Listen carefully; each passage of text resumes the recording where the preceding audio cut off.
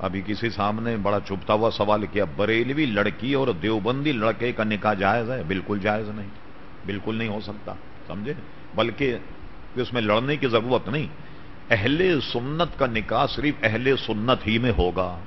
بھئی شیعہ شیعوں میں کریں، دیوبندی دیوبندی میں کریں، وہابی وہابی میں کریں، سنی سنی میں کریں، اس سے نہیں ہوگا۔ اور حدیث ہے جس کو امام عقیلی نے نقل کیا، اور امام عقیلی سے اعلی حضرت فاضل بریلوی نے نقل کیا، اور امام عقیلی نے کئی جگہ سے ایک ایک جملے لے کر اس کو پوری حدیث بیان کری۔ کوئی جملہ اس میں بخاری کا ہے، کوئی ابن ماجہ شریف کا ہے، کوئی دوسری حدیث شریف کا ہے، لیکن پوری حدیث اب یوں ہے، قال النبی صلی اللہ علیہ وسلم بے دین بد مذہبوں کے لیے ولا تجالسہم، ان کے ساتھ بیٹھو مت، ولا تشاربہم، ان کے ساتھ پانی مت پیو، ولا تواکلہم، ان کے ساتھ کھانا مت کھا، اور اسی حدیث میں ولا تناکحوہم، ان سے نکاح مت کرو، ولا تصلوا معہم، ان کے ساتھ نماز مت پڑھو، ولا تصلوا علیہم، وہ مریں تو ان پہ نماز مت پڑھو، فإیاکم وإیاہم، نہ تم ان کے پاس جاؤ